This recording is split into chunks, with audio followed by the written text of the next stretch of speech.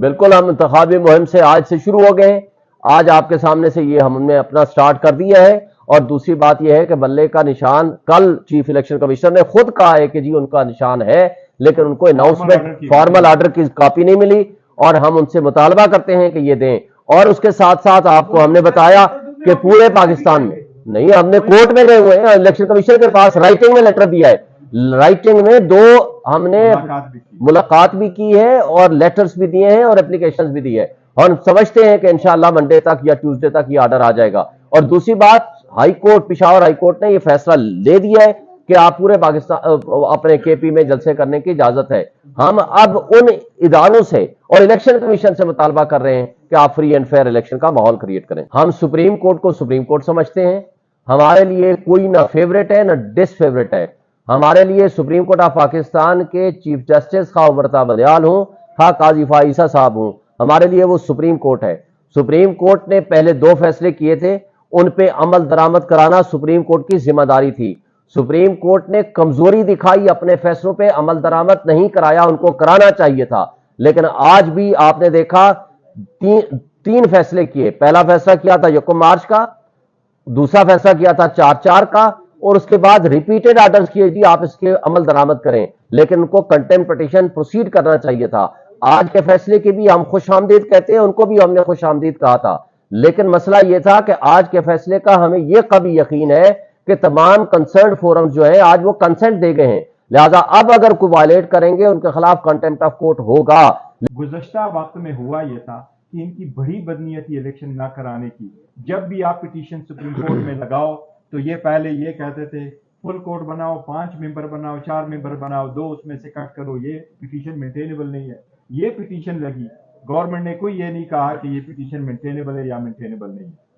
तो ये मैं समझता हूँ गुज़श्ता हुकूमत की बड़ी बदनीयत थी कि वो इलेक्शन नहीं करवा रहे थे। बेसिकली अगर कोई इलेक्शन कॉन्स्टिट्यूशनल वायलेशन हुई है ये गुज़श्ता हुकूमत की। दूसरा मेरा सवाल ये है कि पीटीआई पटिशनर थी पिछले इलेक्शन के केस में जो 14 मई का फैसला आया था, पीटीआई ने क्या कंटेम्प्ट फाइल की थी उसके बाद, और अभी जो डेट दे दी गई है पीटीआई इसका खैर मकदम कर रही है। अगर ये 8 फरवरी को भी इलेक्शन नहीं होते तो आप फिर दोबारा को पटिशन लेके जाएंगे या फिर इसी तरह से जो है अवाम का जो हक राय है वो जाया हो जाएगा? पहली बात तो यह है कि सुप्रीम कोर्ट ने कह दिया ये पत्थर की लकीर है, पत्थर पे अब लकीर को देखते हैं कि वाकई पत्थर की अगर लकीर ना हुई तो जो तरीकाकार कानूनी होगा हम उस पर करेंगे।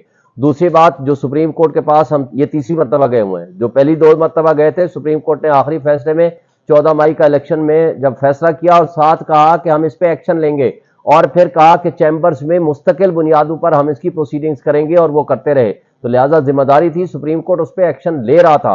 इन दी मीन वाइल क्या आ गया आपके सामने, गौर साहब ने भी बताया, review of judgment and order आ गया, इलेक्शन कमीशन इस पे रिव्यू पटिशन लेके चला गया।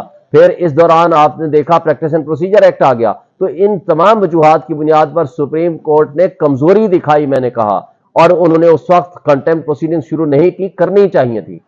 हमारे दरमियान क्या है, एक डॉक्यूमेंट है, वो है आइन। आइन पे अमल दरामद होना शुरू हो जाए, जो गैर आइनी इकदाम करे उसके खिलाफ एक्शन होना चाहिए, सेल्फ अकाउंटेबिलिटी का निजाम होना चाहिए। इस पे जब तक हम अमल दरामद नहीं कराएंगे हम बिखरते रहेंगे। देखें, बात यह है कि 90 डेज का इलेक्शन का टाइम है, 90 डेज मीन्स 90 डेज, 91 डेज तक जो लेके जाएगा उसके लिए वो कॉन्स्टिट्यूशनल रीजंस देगा। खुदा न खास्ता कोई जंग की हालत हो गई है, खुदा न खास्ता कोई ऐसी कैफियत पैदा हो गई है जैसे बेनजीर भुट्टो की शहादत हुई थी, उस वक्त चलो 1 महीना डिले हो गया। लेकिन बात यह है कि आज क्या वजह है कि 13 महीने के लिए नॉमिनीज बैठे हुए हैं, बल्कि कुछ लोग तो ये कहते हैं हम 2-2 साल के लिए आए हुए हैं। बात यह थी कि जो शख्स भी गैर आइनी इकदाम करेगा उसको फैसिलिटेट करेगा, उसके खिलाफ एक्शन शुरू होना चाहिए।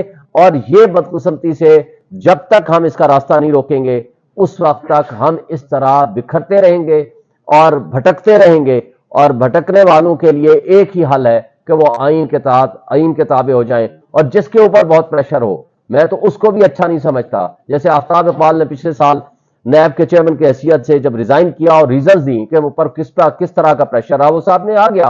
क्यों कि किसी एक को फंसाना था और किसी एक को छुड़ाना था। लेकिन मैं उसको भी कमजोरी समझता हूं।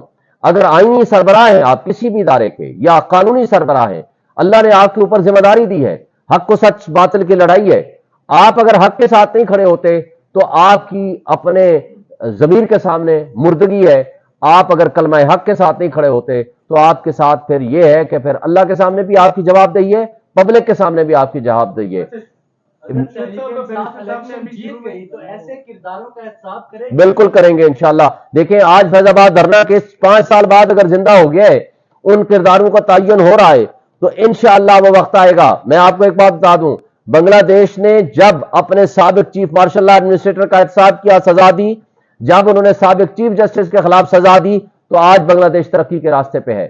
آپ کو یہ احتساب کا نظام سٹرونگ کرنا پڑے گا، آپ کو آئین اور قانون کی بالادستی کے لیے کام کرنا پڑے گا، اور جو شخص آئین اور قانون کی خلاف ورزی کرے گا آپ ان کے خلاف ایکشن ہونا چاہیے۔ آپ نے کہا way forward, simple, free and fair election, لوگوں کو اپنے فیصلے کرنے کا حق دے دیں۔ یہ جو لوگوں کو اٹھانا، ان پہ ظلم کرنا، چادر چار دیواری کی پامالی کرنا، آپ کنگز پارٹیاں بنانا، ان پر لوگوں کو پہنچانا، ڈرائی کلیننگ مشینیں لگانا، یہ طرز عمل وقت سے پہلے الیکشن کو ڈسکریڈٹ کر دے گا، اور اس ڈسکریڈٹڈ الیکشن میں اگر آپ جائیں گے تو جو حکومت بنے گی اس کے اوپر نہ کوئی انٹرنیشنل ورلڈ ٹرسٹ کرے گی، نہ کوئی اپنا سرمایہ لے کر آئے گا، اور اس طرح کی لوری لنگڑی حکومت بنے گی جو پچھلے 16 مہینے میں اس ملک کو تباہی کے دلدل میں دھکیل کے بھاگ گئی ہے۔